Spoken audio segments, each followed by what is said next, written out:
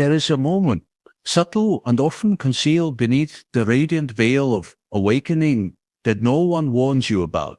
It comes not with trumpets nor visions, but with silence, a silence so vast it devours the very truths you thought would set you free. After the initial blaze of insight, when the illusions crumble and the light pours in, there arises a paradox. One expects liberation, a new self unburdened and whole, but instead there is emptiness, not the peaceful void of mystics, but a hollow ache. You have seen the machinery behind the veil, but now what? The life that once carried meaning is stripped of its charm, and the new world, though brighter, is without form. After a person experiences what is commonly referred to as a psychological or spiritual awakening, there is often an expectation, sometimes conscious, often unconscious, that what follows will be a life of heightened clarity, peace, and transcendence. The term awakening itself carries an almost mythic connotation, as if one emerges from a long sleep into permanent lucidity. But what is rarely discussed, and far less understood, is the strange and disorienting territory that often unfolds after this awakening, a subtle, drawn-out period of psychological disillusionment, inner chaos, and deep emotional vulnerability. This phase is not a failure of awakening, but rather a consequence of its initial rupture, a collapse of meaning without immediate reconstruction. When the psyche undergoes an awakening, it essentially peels back a layer of illusion. It sees through patterns, conditioning, inherited beliefs, and roles that had previously given shape to the individual's identity. This process may happen gradually through introspection or suddenly through trauma, revelation, or insight. Whatever the trigger, the result is the same. A fundamental realization that the self one thought they were is, in many ways, a fiction stitched together from parental expectations, cultural programming, and psychological defense mechanisms. The initial experience is often profound and can even be euphoric. One may feel expanded, untethered from old constraints, alive in a new way. There is often a feeling of unity, as if the veil between the self and the world has been lifted. But soon after, that sense of elevated clarity may give way to a hollow space that no one anticipates, a kind of spiritual vertigo. This forgotten phase can be deeply unsettling, where once there was a security of identity, even if painful or limited. Now there is only a vast openness. The ego, having lost its familiar ground, scrambles to find new footing. The person may experience confusion, listlessness, or even depression. They may question everything, their relationships, their goals, the very structure of reality. The joy of awakening fades, and what replaces it is a quiet disorientation, like a traveler who has crossed the threshold into unknown territory, but has not yet acquired the language to describe it. This is not regression, it is the psyche attempting to digest what it has seen. To awaken is not merely to see the truth, it is to destroy a framework that once held the world together. What follows, therefore, is not simply enlightenment, but a period of emptiness that demands deeper integration. One of the most misunderstood aspects of this phase is its emotional component. While the initial awakening can bring catharsis and temporary bliss, the emotions that arise afterward are often darker. Old wounds resurface, forgotten fears return. The shadows that had been buried under a false sense of self are now exposed to consciousness. This emergence is not a flaw in the process, it is its very point. The psyche cannot heal what it does not feel. In the aftermath of awakening, there is an invitation, sometimes a demand, to sit with these buried aspects. But because awakening is often romanticized in spiritual and psychological communities, individuals may feel ashamed or confused by the fact that they do not feel better afterward. They may believe something has gone wrong, or worse, that they have failed to awaken properly. In truth, this is the beginning of the real work to bring their unconscious material, old traumas, ancestral burdens, personal contradictions into conscious relationship with the self. This forgotten phase can also manifest in subtle but destabilizing behavioral patterns. Some individuals, unable to make peace with the inner disarray, attempt to restabilize themselves by adopting new belief systems or spiritual practices. They may leap from one ideology to another, from one guru to the next, hoping to regain the sense of security that was lost when their previous worldview collapsed. Others may detach from the world entirely, mistaking spiritual withdrawal for transcendence, but neither route leads to integration. These are egoic attempts to avoid the deeper discomfort that true awakening brings, the discomfort of being in between identities, in between realities, in between who one was and who one is not yet. In psychological terms, this phase could be described as liminality, a transitional state in which the old structures have dissolved, but the new ones have not yet formed. Liminality is inherently uncomfortable because it lacks definition. It is a period of ambiguity, often marked by silence, stillness, and invisibility. Society has little space for such phases. It is oriented toward productivity, clarity, and resolution. As a result, individuals in this post-awakening space often feel alienated or misunderstood. Their experience does not fit into common narratives of healing or success. They are told to move on, stay positive, or trust the process. But such platitudes are inadequate to the complexity of what they are enduring. The truth is that awakening breaks the psyche open, and that break requires time, care, and often solitude to process. The emotional disorientation is further compounded by the collapse of meaning structures.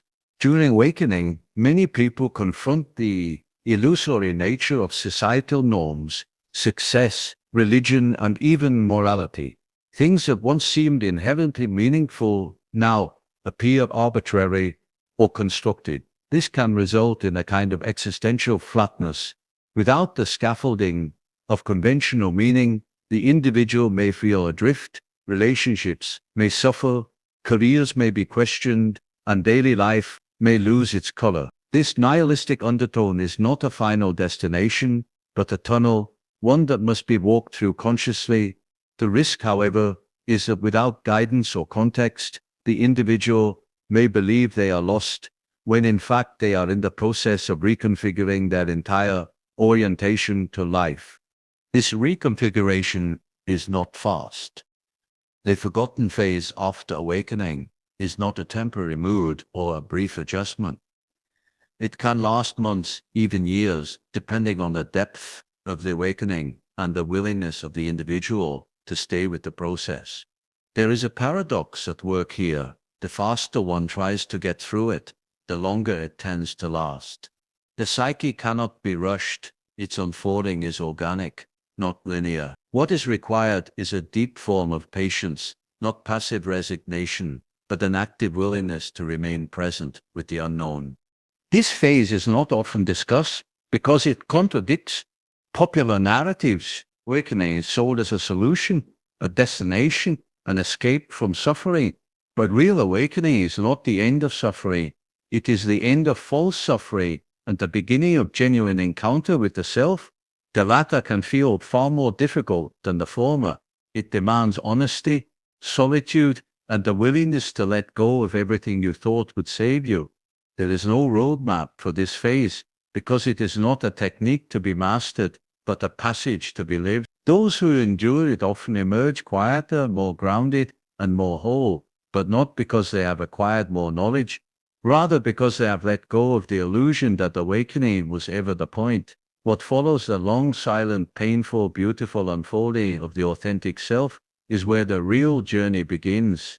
After the initial upheaval of awakening, there arises a phase that does not carry the brilliance of insight or the clarity of new awareness, but instead leads one downward into what may feel like darkness, confusion, and loss. This stage is not a mistake or a detour. It is an essential part of the psychological transformation that begins once the veil of illusion has been pierced. In symbolic traditions such as alchemy, this phase is known as the nigado, the blackening, the decomposition of old forms, so that something new might eventually emerge. Psychologically, it corresponds to a descent into the depths of the unconscious, where the ego no longer holds center stage, and where the contents of the hidden self begin to surface. This is the phase where everything that awakening revealed must now be lived through and integrated, rather than merely understood. And because this work is inner, slow, and invisible, it is often forgotten, ignored, or mistaken for failure. The descent comes quietly for some and violently for others. It may arrive through a series of small disappointments, an unraveling of energy, or the slow collapse of previously held certainties. For others, it takes the shape of depression, grief, or a sudden sense of meaninglessness that pervades everything. This is not the despair of ignorance, but the despair that comes from knowing one has glimpsed the truth, the impermanence of self, the illusion of control, the hollowness of egoic striving. And now there is nothing to lean on. The truths that once inspired awe now demand to be embodied. And that embodiment requires the death of many inner structures. Ideas, attachments, identifications, and fantasies must be surrendered. It is not enough to have seen the illusion. One must now live without it. The blackening is not dramatic in its appearance. It does not always involve grand suffering or mystical trial. More often, it takes the form of quiet decay. Joy becomes dull, clarity becomes fog, the spiritual high evaporates, and one is left with ordinary life, yet stripped of the comfort that ordinary illusions once provided. In this phase, the ego feels useless, abandoned, and irrelevant. Its tools no longer function. Its usual defenses collapse. Even the sense of personal will may erode, leaving one feeling as though they are drifting without anchor or direction. But this is precisely what is meant to happen. The descent is not about acquiring new power. It is about losing false power. It is about allowing the old self to dissolve, not by force, but through surrender. The psyche, having been broken open by awakening, now begins to process the deeper, darker material that had previously been inaccessible. Shadow elements rise to the surface. The individual may find themselves confronting buried guilt, shame, fear, or rage. These are not new emotions, but aspects of the self that were long denied. In the light of awakening, they now demand recognition. This confrontation with the shadow is not symbolic. It is deeply felt. One may become haunted by regrets, consumed by past wounds, or confused by impulses that do not fit their newly awakened image. But this is not a regression. It is the unconscious coming into dialogue with the conscious mind. The inner world is being restructured from the ground up. Because this process is so interior, it often isolates. The person may struggle to explain what they are going through. Even to those who care for them, they may appear to be the same on the surface, but inside, the ground has given way. There is often a deep yearning to go back, to return to the clarity and expansion that awakening briefly offered, but the descent allows no backward steps. It is not interested in comfort, it is interested in truth, and truth requires the dissolution of every illusion. The self still clings, even the idea of being awakened becomes suspect in this phase. Pride, spiritual identity, and even purpose are stripped away. One begins to see how even the pursuit of transformation can be co-opted by the ego. What remains is a silence where no identity feels stable. In this blackened state, one must learn to wait. The psyche moves at its own pace. No amount of effort, insight, or spiritual practice can hasten what is fundamental and organic unfolding. The descent must be endured. It is a liminal space, a psychological death that prepares the way for rebirth. Though there is no guarantee of what form that rebirth will take, the uncertainty is total. Even the desire for resolution becomes suspect. The individual may oscillate between numbness and overwhelming emotion. They may experience strange dreams, synchronicities, or bodily symptoms. These are the signs that the unconscious is active, that something is happening beneath the surface, even if nothing appears to change on the outside. The work of this phase is not heroic in the usual sense. It does not produce external accomplishments or offer validation. It is invisible labor done in silence and solitude.